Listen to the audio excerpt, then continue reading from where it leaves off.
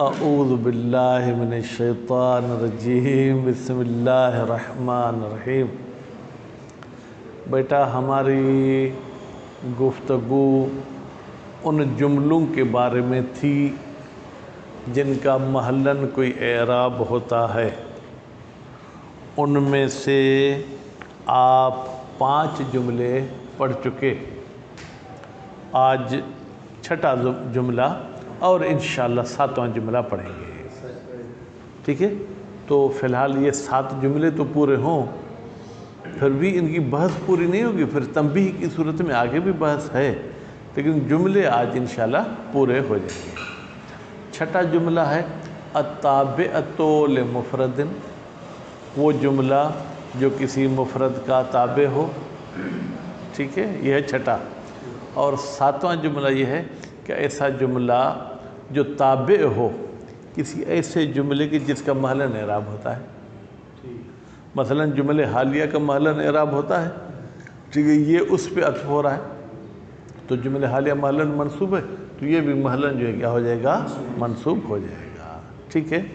مثلا وہ جملہ جو خبر واقع ہو، اس پر اگر کوئی چیز عطف ہو تو خبر عام طور پہ مرفوع ہوتی ہے، تو پھر یہ جو جملہ عطف ہوا ہے یہ بھی محلاً کیا ہوگا؟ مرفوع ہوگا۔ تو وہ جملہ جو مفرد کا تابع ہوتا ہے اس کی 3 قسمیں ہیں۔ کتنی قسمیں بیٹا؟ 3 قسمیں۔ پہلی قسم یہ ہے کہ یہ جملہ ایک مفرد کی نعت واقع ہو۔ نعت بھائی توابع میں سے ہے یا نہیں؟ نعت توابع میں سے ہے، تو اب جو منعوت کا اعراب ہوگا وہی اس جملے کا محلاً اعراب ہوگا۔ منعوت مرفوع ہوگا تو یہ جملہ بھی مرفوع ہوگا، منعوت منصوب تو یہ بھی منصوب، وہ مجرور تو یہ جملہ بھی مجرور۔ مثال اس کی ہم مزید کتاب میں پڑھیں گے۔ دوسرا مورد یہ ہے کہ جو ہمارا جملہ ہے وہ جناب کسی پر عطف ہو حرف کے ذریعے۔ آپ کہیں گے اوپر تابع والی بات میں تو آ گئی یہ بات بھی، بھائی توابع تو بہت ساری ہے نا، اس میں عطف بالحرف بھی ہے، نعت بھی ہے، بدل وغیرہ بھی ہے، تو یہ دوسرا مورد صرف اور صرف عطف بالحرف کے ساتھ مخصوص ہے۔ خوب مثلا زید، چلیں مثال بعد میں پڑھیں گے، ٹھیک ہے؟ ایک مفرد پر عطف ہو حرف کے ذریعے یا جملے پر عطف ہو حرف کے ذریعے، ٹھیک ہے؟ لیکن فی الحال مفرد کی بات ہے، جملے کی ہم بات نہیں کریں گے۔ اور تیسرا ہمارا جملہ جو ہے کہ وہ بدل واقع ہو، کس کا؟ ایک مفرد کا، تو اس صورت میں بھی اس جملے کا اعراب وہی مفرد والا ہوگا۔ اس کے بعد پھر فرماتے ہیں کہ 7واں جملہ جو ہے جناب وہ کیا ہے؟ وہ کہ ایک جملہ ایسے جملے کا تابع ہو کہ مطبوع کا محلاً کوئی اعراب ہے، ٹھیک ہے؟ باقی اس کی جو ہے کیا ہے وہ عبارتیں ہم نیچے پڑھیں گے، لیکن جب جملے کا جملہ تابع ہوتا ہے، بیٹا کیا جملے کا جملہ تابع ہوتا ہے تو یہ صرف 2 میں مخصوص ہے، یا وہ عطف نسق ہوگا یا بدل ہوگا، صفت نہیں ہوگا، ٹھیک ہے؟ اور اس کے علاوہ تاکید نہیں ہوگا، تو بس یہ جو ہے صرف 2 صورتوں میں ہاں جملہ جملے کا یا عطف نسق ہوگا یا جو ہے کیا ہوگا؟ بدل ہوگا۔ بدل میں ایک شرط ہے کہ آپ جس جملے کو بدل بنانا چاہتے ہیں وہ مبدل منہ سے معنی میں زیادہ واضح ہو، یعنی مبدل منہ کی معنی ڈھکی چھپی ہو لیکن اس کی معنی جو ہے کیا ہے وہ کلیئر بالکل واضح ہو۔ بات واضح ہوگی؟ بسم اللہ الرحمن الرحیم۔ الجملۃ السادسۃ، 6واں جملہ التابعۃ لمفرد، وہ جملہ جو تابع ہوتا ہے ایک مفرد کا۔ ذیشان صاحب کہاں سے پڑھیں گے؟ آگے والا لفظ پڑھیں۔ وَهِيَ ثَلَاثَةُ أَنْوَاعٍ۔ احسنتم، وَهِيَ، اور اس 6 جملے کی کہیں یا ہی کی ضمیر تابعہ کی طرف پلٹیں۔ اس جملے تابعہ کی بیٹا کتنی قسمیں ہیں؟ 3 قسمیں ہیں۔ احدها المنعوت بها۔ المنعوت بها کا ترجمہ کیا ہوگا ذیشان صاحب؟ یعنی جس جملے کے ذریعے نعت جو ہے کیا ہے وہ لائی جائے۔ فَهِيَ، تو پھر یہ جملہ فی موضع رفع یہ محلاً مرفوع ہوگا کہاں پر؟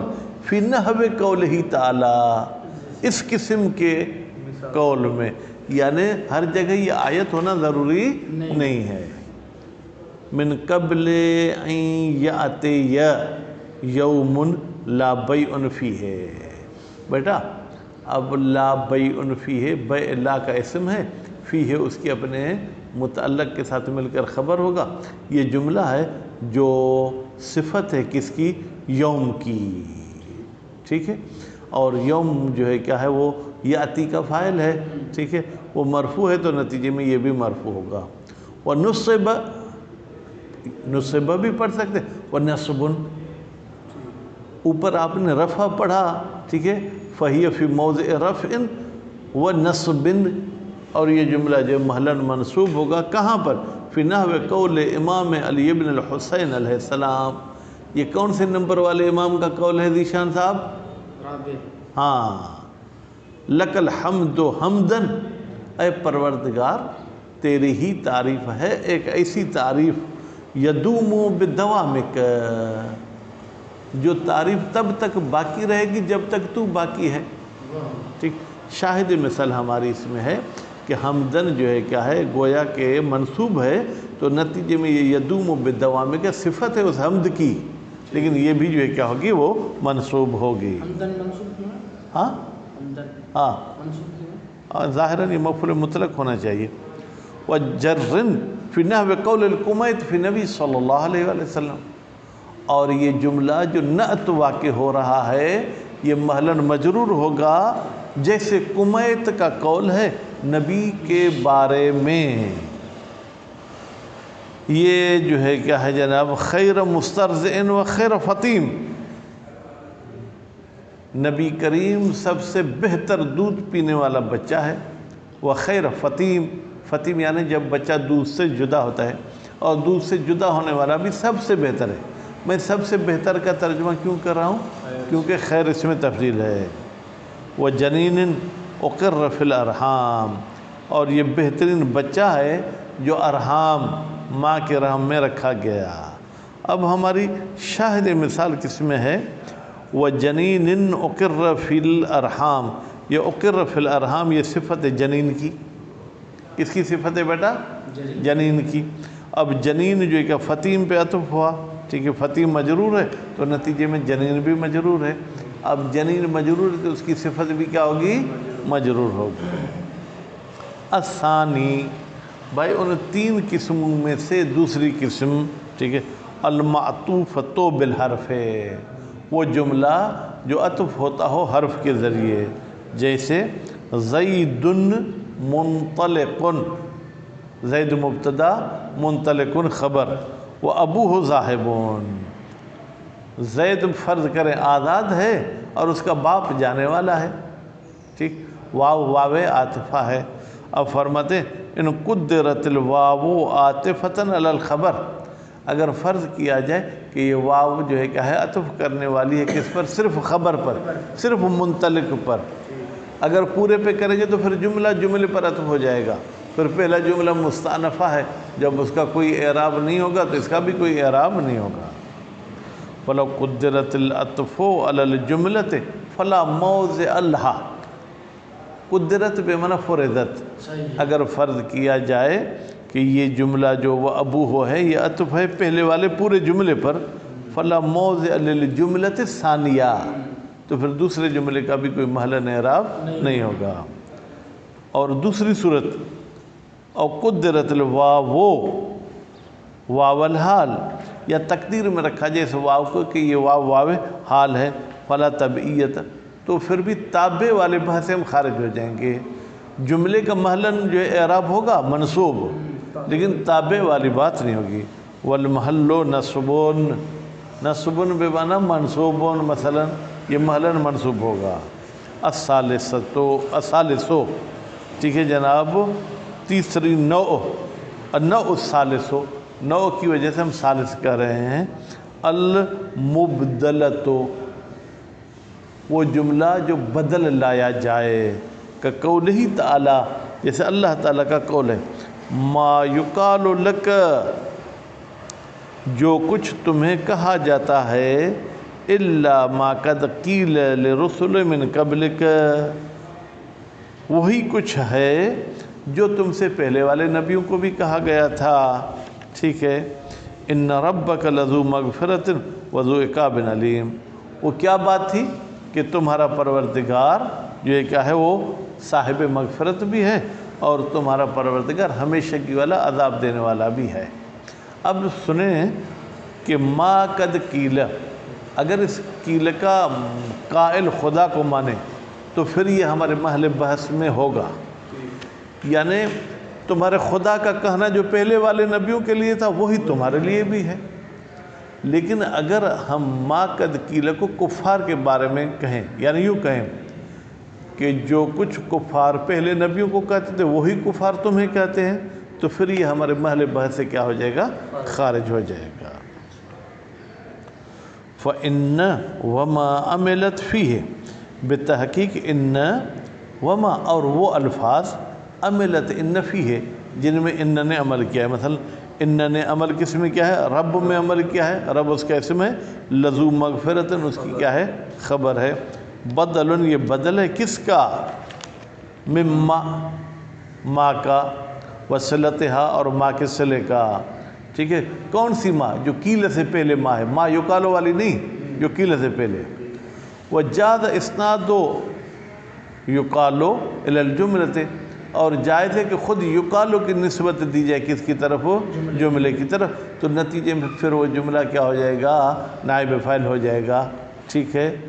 کما جاز، کہتے کوئی اور بھی مثال دے سکتے ہیں جہاں پر قیل کی یا یقالو کی نسبت جملے کی طرف دی گئی ہو، کہتے جی ہاں، جیسے جائز ہے فی وَإِذَا قِيلَ إِنَّ وَعْدَ اللَّهِ حَقٌّ، اور جب کہا جائے کہ تمہارے پروردگار کا وعدہ کیا ہے ذیشان صاحب، حق ہے، وَالسَّاعَةُ لَا رَيْبَ فِيهَا، اور وہ گھڑی یعنی وہ قیامت بھی ایسی چیز ہے جس میں کوئی شک شبہ نہیں ہے۔